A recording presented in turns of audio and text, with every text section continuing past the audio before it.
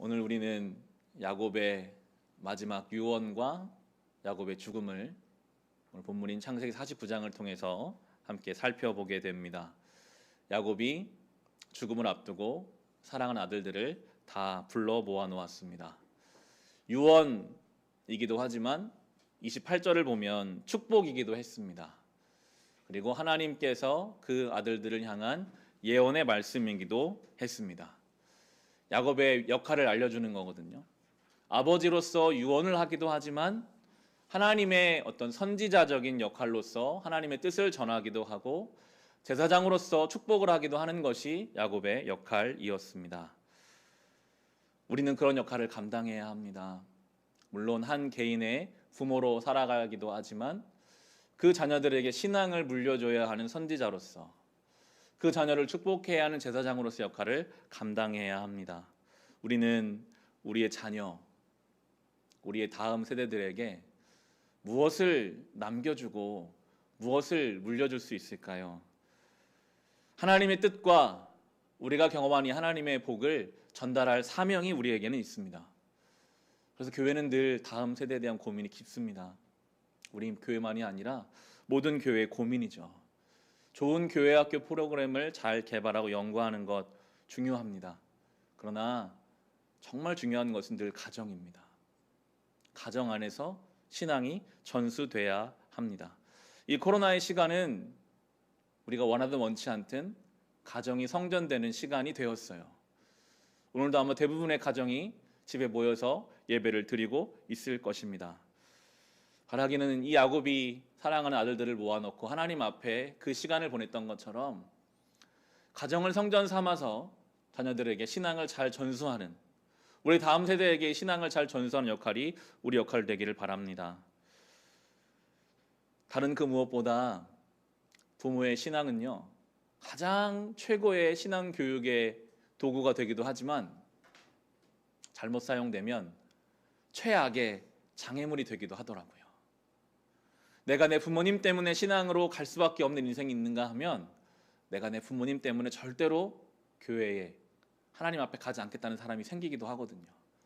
늘 유념하고 이 역할을 우리가 감당해야 하겠습니다. 오늘 본문 다시 보시면 1절과 2절부터 보겠습니다. 49장 앞에 이제 넘기시면 1절 2절부터 보겠습니다. 야곱이 아들들을 불러놓고서 일렀다. 너희는 모여라. 너희가 뒷날 겪을 일을 내가 너희에게 말하겠다. 야곱의 아들들아, 너희는 모여서 들어라. 너희 아버지 이스라엘이 하는 말에 귀를 기울여라. 가족들이 모였습니다. 거기서 하나님을 이야기합니다. 우리가 사모해야 될 장면인 것 같아요.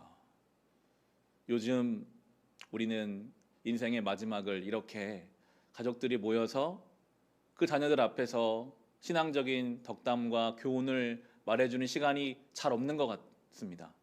오히려 갑자기 병이 찾아와서 중환자실에 들어가기도 하고 맑은 정신으로 가족들과 대화하지 못하고 끝을 맺는 인생들도 많이 생기거든요. 우리가 언제 그런 끝을 맞을 수 있을지는 모르기 때문에 모일 때마다 이런 작업들이 필요한 것 같아요. 가족들이 모이면 그곳에서 하나님에 대해서 말하고 신앙에 대해서 이야기할 수 있는 자리들이 너무나 복된 자리입니다. 2절을 잘 보시면 처음에는 야곱의 아들들아 라고 말하면서 나중에는 이스라엘이 하는 말을 들어라 라고 말하고 있어요. 개인적으로는 야곱의 아들들이지만 하나님 나라의 관점에서 보면 이스라엘의 12지파가 되어야 하는 사람들이거든요. 우리에게는 두 가지가 늘 있습니다. 개인적인 가족과 내 개인사로서의 삶이 있지만 하나님 나라의 일원으로서의 삶이 있어요. 하나님 나라의 교회의 일원으로서 하나님 나라를 이루어가는 사명자로서 삶이 있거든요. 이 두 가지를 다 이야기하고 있습니다. 그러면서 이제 르우벤부터, 장자인 르우벤부터 쭉 아들들을 축복하는데요. 우리 오늘 12아들을 다 보지는 않고 주로 앞에 르우벤부터 유다까지 네 아들과 뒷부분의 대표적인 요셉을 살펴보려고 합니다. 3절, 4절이 르우벤에 관한 그런 축복인데 우리가 본문을 보면 정말 이게 축복인가 할 정도의 내용이에요. 왜 인생의 마지막 아들과의 대면의 자리에서 르우벤에게 이런 말을 했을까 싶을 정도의 이야기를 하고 있습니다. 3절, 4절 말씀 보시면요. 르우벤아, 너는 나의 맏아들이요 나의 힘, 나의 정력의 첫 열매다. 그 영예가 드높고 그 힘이 드세다. 그러나 거친 파도와 같으므로 또 내가 아버지의 침상에 올라와서 내 아버지의 침상을 더럽혔으므로 내가 으뜸이 되지는 못할 것이다. 르우벤은 장자였습니다. 처음 힘겹게 얻은 귀한 아들, 또 그에게는 장자로서 여러 가지 역할들을 할 만한 능력도 있었던 것 같아요. 그런데 그것 잘 관리하지 못했어요. 4절에 보면 거친 파도와 같다라고 표현되어 있는 이 표현, 원래 개역 성경에서는 물이 끓음 같았다라고 표현한 이 표현은 원래 히브리 말로 보면 충동적이고 경박하고 음탕하다라는 뜻을 보여줍니다. 자기 친어머니는 아니지만 자기 아버지의 아내인 빌하, 작은 어머니로 부를 수 있는 그 사람을 범했거든요. 이건 가정의 질서를 흩을 뿐 아니라 하나님의 질서를 흩트는 무서운 범죄를 저지른 사람이었고, 아마 암묵적인 비밀이었을 거예요. 다 알고 있지만 말하지 않았던 그 일을 지금 마지막에 꺼내고 있어요. 왜 이 아버지는 그 아들의 수치스러운 죄를 이 마지막 장면에서 꺼내고 있을까요? 진정한 축복은 다시 그 문제를 짚어줌으로써 앞으로 살아갈 인생 가운데 그 일을 반복하지 않게 하는 것이거든요. 그냥 두리뭉술하게 넘어가는 것이 축복이 아니라 아프고 고통스러워도 수치스러워도 다시는 같은 잘못을 반복하지 않도록 분명하게 짚어주고 가는 것이, 그것이 르우벤을 향한 축복이었기 때문에 마지막 때에 이 말을 하고 있습니다. 하나님은 우리를 사랑하시고 우리를 용서하시고 용납하시죠. 그러나 하나님도 우리를 진정으로 축복하시기 위해서 어떠한 죄의 문제를 그냥 덮고 넘어가시는 게 아니라 때로는 책임을 지게 하시고 다시는 그 죄를 반복하지 않는 것을 우리에게 요구하십니다. 르우벤은 이 말씀 앞에서 철저히 깨닫고 자기를 변화시키고 이것들을 대대손손 전해야 했을 텐데, 아마 르우벤은 그러지 못하고 늘 이렇게 충동스럽게 경박하고 음탕하게 살았던 것 같아요. 르우벤 지파 이후로 어떠한 예언자도 어떠한 선지자도 르우벤 지파에서는 나오지 않습니다. 장자의 역할을 완전히 잃어버리게 돼요. 안타까운 일이거든요. 가장 먼저 태어나게 하시는 축복을 받았음에도, 그에게 많은 능력이 있었음에도 그것을 제대로 받은 복을 담아내지 못하는 르우벤의 모습. 성경에는 그런 모습들이 많이 나옵니다. 이스라엘 민족이 그래요. 예수 그리스도가 오셔서 가장 먼저 복음을 전한 것이 히브리인들, 이스라엘 사람들이었지만 사도행전에 보면 그들이 이 복음을 제대로 전하지 못해서 이방인들에게 이 복음의 촛대가 넘어가거든요. 르우벤처럼 우리에게 받은 복을 제대로 간수하지 못해서 그것을 잃어버린 인생이 되지 않기를 우리는 노력해야 할 것입니다. 이어지는 시므온과 레위도 좋지 않은 내용을 이야기합니다. 5절에서 7절 말씀입니다. 시므온과 레위는 단짝 형제다. 그들이 휘두르는 칼은 난폭한 무기다. 나는 그들의 비밀 회담에 들어가지 않으며 그들의 회의에 끼어들지 않을 것이다. 그들은 화가 난다고 사람을 죽이고 장난삼아 소의 발목 힘줄을 끊었다. 그 노여움이 혹독하고 그 분노가 맹렬하니 저주를 받을 것이다. 그들을 야곱 자손 사이에 분산시키고 이스라엘 백성 사이에 흩어버릴 것이다. 시므온과 레위를 묶어서 말하는데, 예전에 세겜이라는 지역에서 여동생 디나가 험한 일을 당했을 때 이 시므온과 레위가 주도적으로 그곳 모든 사람들을 다 멸해버렸거든요. 자기 동생과 결혼하고 싶어하는 추장의 아들에게 우리처럼 할례를 받으면 내 여동생을 주겠다라고 거짓말을 해놓고 그 동네의 모든 남자들이 할례 받아서 가장 고통스러운 3일째 되는 날 칼을 들고 찾아가서 동네의 모든 남자를 다 죽이고 거기에 있는 재산을 약탈해왔던 이 시므온과 레위의 모습을 지금 이야기하고 있습니다. 성경에는, 구약 성경에서 눈에는 눈으로, 이는 이로 갚으라 라는 법이 있어요. 레위기 24장 19절 20절 제가 읽어드릴게요. 레위기 24장 19절 20절에 보면 하나님 이렇게 명령하셨습니다. 자기 이웃에게 상처를 입혔으면 피해자는 가해자가 입힌 만큼 그 가해자에게 상처를 입혀라. 부러뜨린 것은 부러뜨린 것으로, 눈은 눈으로, 이는 이로 갚아라. 상처를 입힌 사람은 자기도 그만큼 상처를 받아야 한다. 그냥 보기에는 성경에 너무 이렇게 조건적인 법이 있는 것이 아닌가. 당한 만큼 갚아주라는 말이 그렇게 보일 수 있지만 이건 그런 것이 아닙니다. 복수에 제한선을 둔 거예요. 내가 당한 만큼까지만 갚아주어야지 그걸 넘어서면 안 된다라는 법이거든요. 그런데 오늘 이 시몬과 레위를 보면 내 여동생을 험한 일을 당하게 한 그 동네라면, 당사자에게만 뭔가 묻는 것이 아니라 그런 사람이 있는 동네라면 다 죽어도 괜찮다라는 식으로 그 미움이 확대 재생산되고 있어요. 한 사람에게 당한 그 일이 온 동네의 사람을 죽일 만큼의 큰 복수심으로 커져갑니다. 이게 인간의 복수심의 방향이거든요. 당한 만큼 갚아주려고 하는 게 아니라 더 갚아주려고 해요. 더 큰 미움으로, 더 큰 악으로.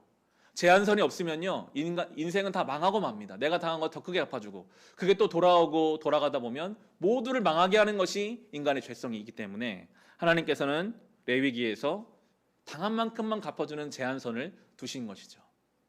그런데 예수님은 더 나아가시죠. 그런 원수를 사랑해라. 7번이라도, 아니 70번씩 7번이라도 용서해라. 세상의 방식은 죽이는 방식, 끝나는 방식으로 가지만 하나님 나라의 방식은 살리는 방식으로 그렇게 가는 것을 우리에게 보여주고 있는데, 이런 하나님 나라의 방향과는 이 시몬과 레위 너무나 맞지 않았죠. 내 여동생이 당한 것보다 몇 배로 내가 갚아주겠다. 다 죽이고 다 빼앗아 오는 무서운 일을 행했을 때 6절 하반부 이렇게 말하죠. 화가 난다고 사람을 죽였고 장난삼아 소의 발목에 힘줄을 끊었다. 화가 날 수 있습니다.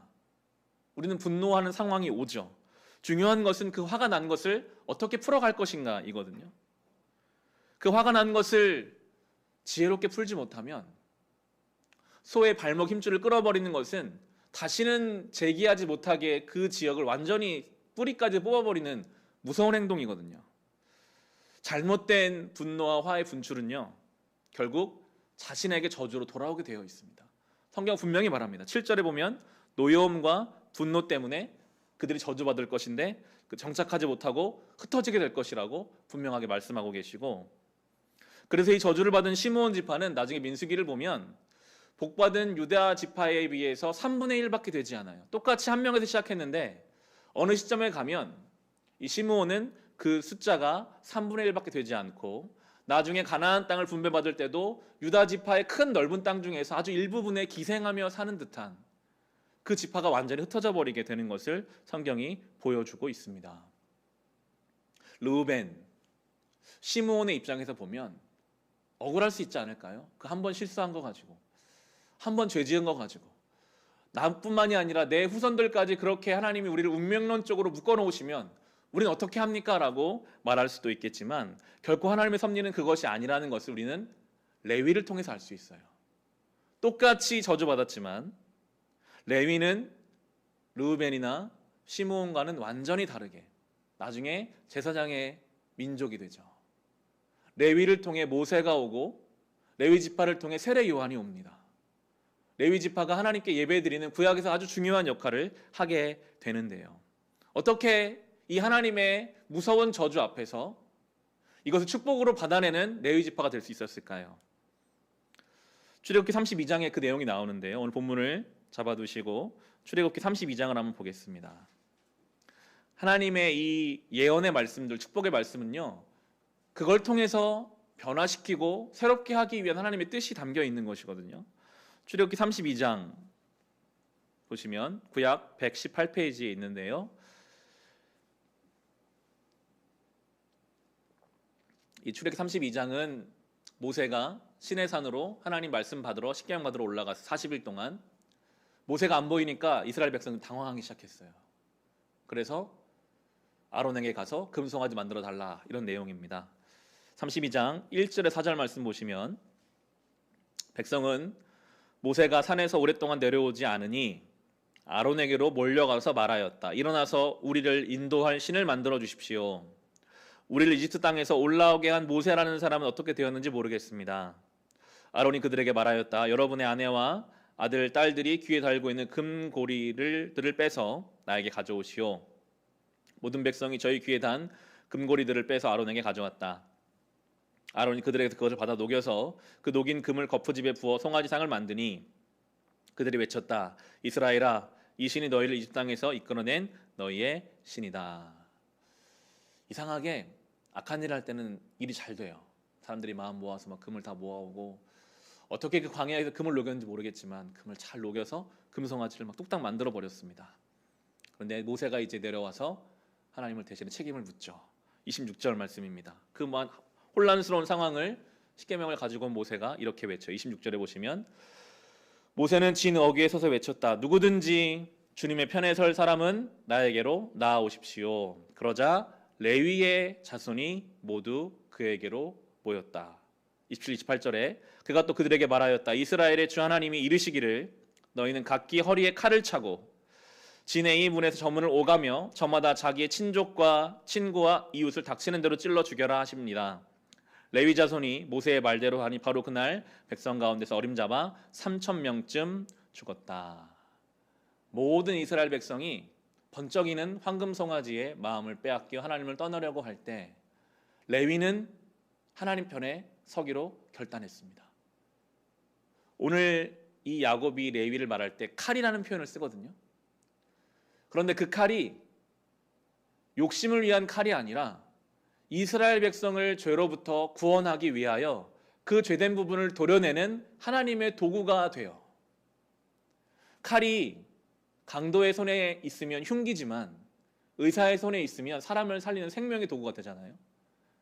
이 레위가 하나님 말씀대로 시므온처럼 땅을 분배받지 못하고 흩어지지만 그들은 가나안 땅에서 각 지파들 옆에 살면서 제사장으로 흩어져 살았거든요. 그곳에서 오늘 이 장면처럼 이스라엘 백성이 죄를 짓지 않도록 하나님에 대해서 말하는, 죄된 것을 도려내고 거룩한 길로 인도하는 그 역할을 감당하는 레위 자손의 모습을 우리는 볼 수 있습니다. 하나님의 예언과 축복은 이런 기능을 합니다. 말씀대로 됐어요. 정말 레위는 칼이 되었고 땅을 분배받지 못하고 흩어졌지만 그것이 하나님의 뜻 안에서 되니까 놀라운 역사가 이루어지고 있거든요. 성경은 우리에게 하나님의 예정, 하나님의 섭리, 하나님의 계획을 가르칩니다. 하나님의 뜻이 이루어져 간다. 그런데 우리에게는 또 완전하고도 완벽한 자유를 말씀하세요. 우리의 상식으로는 이 두 가지가 같이 연합이 안 되잖아요. 그런데 성경은 이 두 가지가 같이 간다라고 말합니다.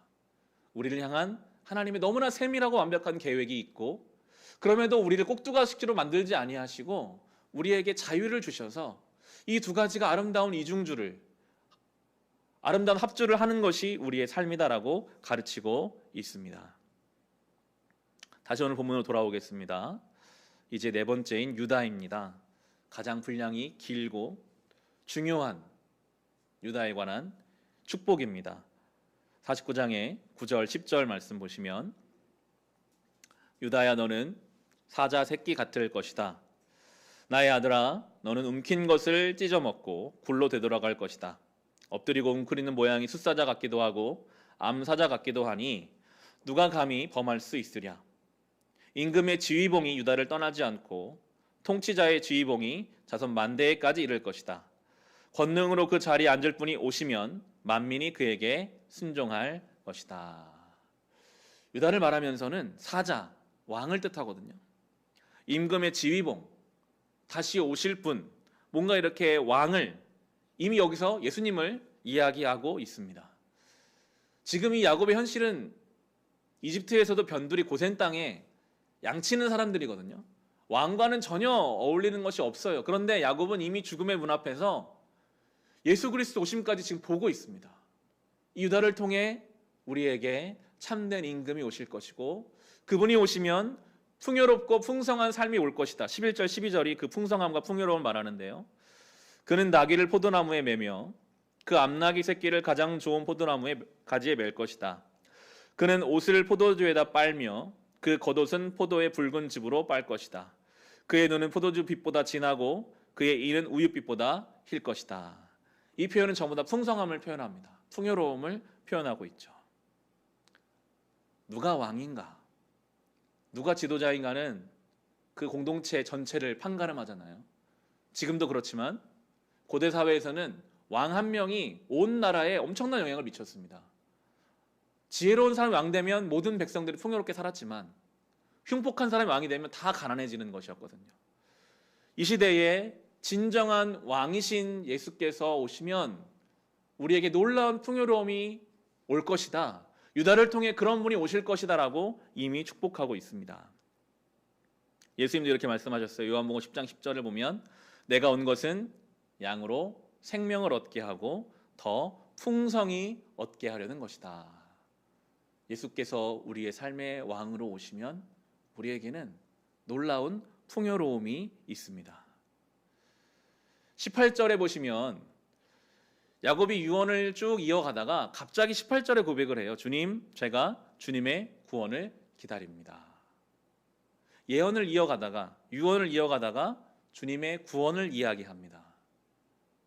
여기서 말하는 이 구원이라는 단어가 성경에서 가장 먼저 구원이 사용된 지점이고요. 히브리 말로 예슈아라는 단어가 구원, 예수님이죠. 야곱은 그 죽음의 자리에서 아들 하나하나를 기억하며 축복하면서도 그의 시선은 이미 구원자 예수 그리스도를 바라보고 있었어요. 나는 구원을 기다립니다. 예수 그리스도의 그 구원을, 왕으로 오실 주님을 기다립니다. 이 예수를 기다리고 구원을 기다리는 것, 왕이신 주님을 기다리는 것, 이것이 성도의 삶이거든요. 12월을 시작하면서 성탄을 준비하면서 예수님을 기다리자라는 주제로 살아가고 있습니다. 그냥 주님을 기다리는 것이 아니라 어떻게 좀 구체적으로 기다릴 수 있을까? 주보에 글을 적어 올렸는데요. 요즘 아이들에게 책을 읽어주고 있습니다. 제법 커서 책을 가져오라고 하면 책을 들고 제 무릎에 와서 앉아요. 당연히 애들이 잘 알아듣지는 못하지만 아이들에겐 책이 장난감인 것 같아요. 저희 집에는 책이 많은데 아이들 책 중에는 저희가 산 것은 별로 없고 대부분 이렇게 얻어서 많은 책들이 있습니다. 그 중에서 아주 짧고 얇고 그림이 많이 들어있는 그런 책, 그런데 영어로 된 책이 있습니다. 아이들 영어 책인데도 제가 영어가 짧아서 그런지 모르는 단어도 꽤 많이 있더라고요. 근데 그 책을 아이들에게 읽어줬습니다. 책의 내용이 이렇습니다. 동물들이 지저분한 창고에 모여 살아요. 쥐, 소, 염소, 양, 거미, 돼지, 다양한 동물들이 있습니다. 그런데 쥐가 다 동물들을 모아놓고 말합니다. 우리 집에 이곳에 누군가 오신대. 누군가 오신대. 그러자 동물들이 이제 막 집을 치우는 거예요. 돼지가 방을 만들어야 돼. 먼지를 털어내야 돼. 동물들 제각각 그렇게 자기들이 살고 있는 이 누추한 집을 치우기 시작합니다. 그러면서도 이런 이야기를 해요. 안 오시지 않을까? 여긴 너무 깜깜하잖아. 여긴 너무 지저분하잖아. 자기들이 보기에도 여기는 우리 같은 동물들이 살 곳이지 귀한 손님이, 사람이 와서 살 곳이 아니라는 것을 알기 때문에 그런 생각을 하고 있는 중에 나귀를 타고 임신한 여인과 남편이 오는데 바로 마리아와 요셉, 그리고 태중에 있는 예수님이셨어요. 마지막 페이지에 보면 동물들이 아기 예수 옆에 이렇게 몰려있고 웰컴, 우리 집에 와주셔서 환영하고 감사합니다 라는 것으로 책이 끝나요. 아이들에게 한 장 한 장 책을 읽어주다가 그 마지막 페이지, 그 누추하고 지저분한 그곳에 와주신 예수님을 보는데 눈물이 왈칵 쏟아지더라고요. 그 책을 2번, 3번 읽어줄 때마다 저에게는 큰 감동이 있었습니다. 왜냐하면 그 누추한 마구간이 저의 인생이었거든요. 주님 오시기에는 어울리지가 않아요. 아무리 치워도 내 인생에 주님의 거룩한 영광은 어울리지 않는데, 그런데 와주시는 거예요. 나의 삶에 오시면 오늘 유다를 통해, 야곱을 통해 말하는 것처럼 그분이 나의 왕 되시면 놀라운 풍요로움을 허락해 주시는 그 약속의 주님이 나의 삶에 와주신다. 야곱이 자기 아들 유다를 바라보면서 이 유다를 통해 이 땅에 올 예수님을 예언하면서 그런 마음이었을 거예요. 야곱은 이 아버지가 정말 사랑했던 라헬이라는 아내에게서 나온 아들이 아닙니다. 요셉과 베냐민이죠. 자기가 별로 사랑하지 않는, 어쩌면 속아서 결혼한 그런 레아로부터 나온 아들. 장남도 아니에요. 차남도 아니에요. 사남입니다. 그런 유다에게서 주님이 오신다는 것. 그 유다는 자기 동생을 팔 때, 자기 동생을 이집트로 팔아넘길 때 주도적 역할을 했었고, 그 유다는 자기 집과 아버지가 싫어서 집을 떠난 적도 있었습니다. 떠나서는 어땠습니까? 자기 아들들이 다 죽고 며느리와의 관계에서 험한 일을 당했던 것이 유다예요. 그 누추한 마구간 같은 것이 유다의 인생이었어요. 그런데 야곱이 하나님께로 지혜를 받아서 예언하는데, 저 인생을 통해 우리의 왕이 오시는구나. 그게 자기 인생과 똑같거든요. 얼마나 감격스러운 고백입니까? 주님은 그렇게 누추한 우리의 삶에 오십니다. 우리는 우리 나름대로 우리의 삶을 정리해야죠. 물론 주님께 어울리지 않지만, 그래도 내가 할 수 있는 만큼 주님을 정리하며 그 주님을 우리가 기다려야 하겠습니다. 그렇게 유다의 축복이 끝나고 스불론부터 납달리까지 쭉 아이들 한 명 한 명 언급하고 나면 이제 요셉을 향한 축복이 나옵니다. 요셉의 축복은 그냥 우리가 읽기만 해도 참 사모하는 마음이 생기고 풍성한 내용들이 담겨져 있는데요. 이 요셉을 향한 축복이 오늘 우리에게 주어지는, 예수 그리스도를 통해 주어진 축복인 줄로 믿고 제가 오늘 본문 읽어보겠습니다. 22절부터 26절까지가 요셉을 향한 축복의 말씀입니다. 요셉은 들망아지, 샘 곁에 있는 들망아지, 언덕 위에 있는 들나귀다. 사수들이 잔인하게 활을 쏘며 달려들어도, 사수들이 적개심을 품고서 그를 관역으로 삼아도 요셉의 활은 그보다 튼튼하고 그의 팔은 힘이 넘친다. 야곱이 섬기는 전능하신 분의 능력이 그와 함께 하시고, 목자이신 이스라엘의 반석께서 그와 함께 계시고, 너의 조상의 하나님이 너를 도우시고 전능하신 분께서 너에게 복을 베푸시기 때문이다. 위로 하늘에서 내리는 복과 아래로 깊은 샘에서 솟아오르는 복과 젖가슴에서 흐르는 복과 태에서 잉태되는 복을 베푸실 것이다. 너의 아버지가 받은 복은 태고적 산맥이 받은 복보다 더 크며 영원한 언덕이 받은 풍성함보다도 더 크다. 이 모든 복이 요셉에게로 돌아가며 형제들 가운데서 으뜸이 된 사람에게 돌아갈 것이다. 놀라운 축복이죠.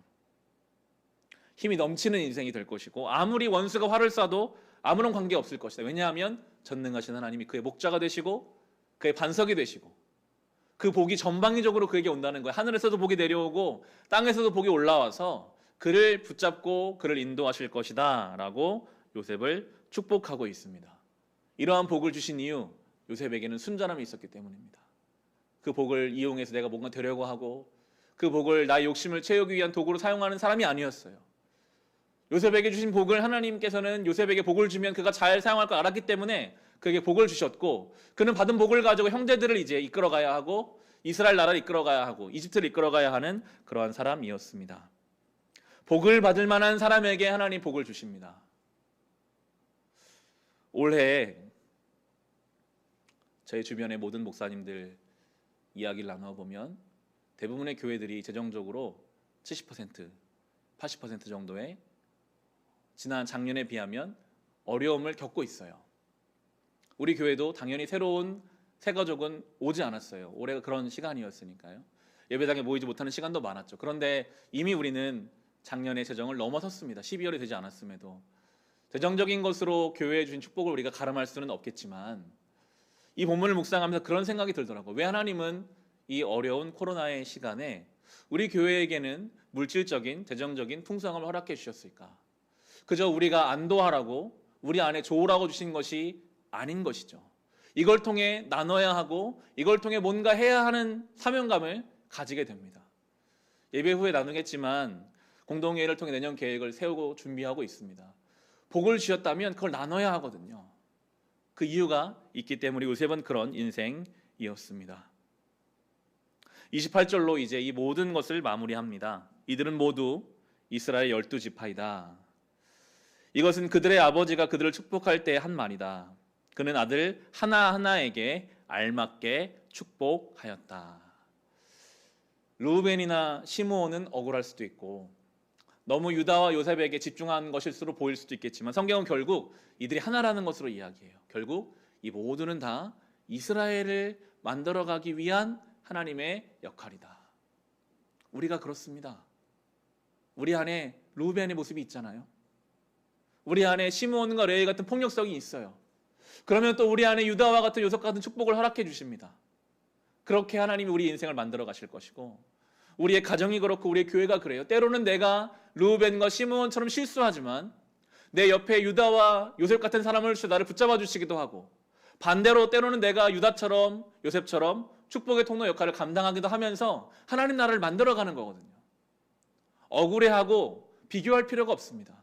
우리 모두에 알맞게 하나님께서 역사하시기 때문이죠. 말씀을 마칩니다. 이 모든 말을 다 하고 오늘 본문에서 야곱이 죽습니다. 33절입니다. 야곱은 자기 아들들에게 이렇게 이러고 나서 침상에 똑바로 누워 숨을 거두고 조상에게로 돌아갔다. 험악했던 야곱의 인생이 태어나면서부터 투쟁심이 있어서 자기 형의 발 뒤꿈치를 잡고 태어났던 그 인생이 하나님의 놀라운 섭리 안에서 평안한 죽음을 맞습니다.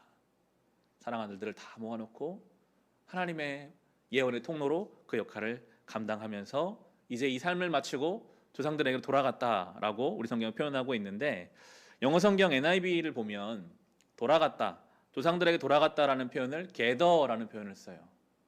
조상들에게로 모여졌다. 오늘 본문을 시작하는 49장 1절에서도 야곱이 아들들을 모았다라고 할 때도 gather라는 단어가 사용되고 마지막에 이 야곱이 조상들에게로 모여졌다라고 성경은 표현하고 있거든요. 이게 우리의 삶입니다.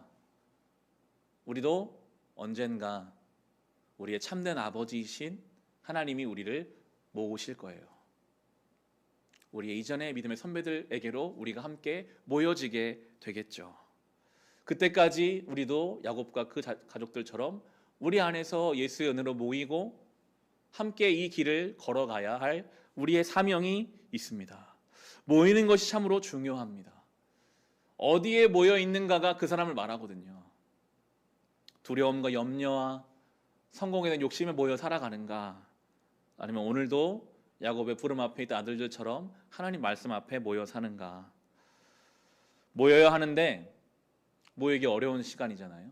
오늘도 우리는 못 모였어요. 물리적으로는 모이지 못했습니다. 그럼에도 우리는 힘써서 모일 수 있거든요.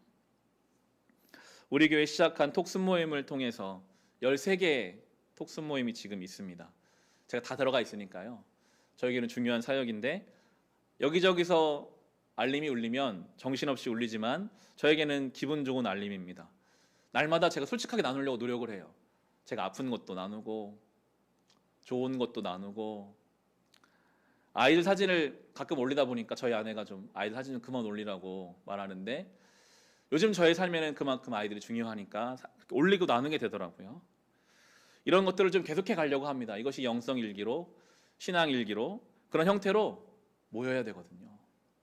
이 땅에서 믿음의 형제 자매들로 우리가 함께 모여 살다가 주님 부르시는 그날에 주님 부르시는 그곳으로 우리가 모여질 때까지 그렇게 우리가 함께 모여서 누추한 우리의 마구간 같은 인생을 치워 이미 우리 가운데 오셨고 그리고 우리 삶에 오실 그 주님을 함께 기다리는 그런 교회, 그런 성도의 신앙이 될 수 있기를 우리 주님의 이름으로 축원합니다.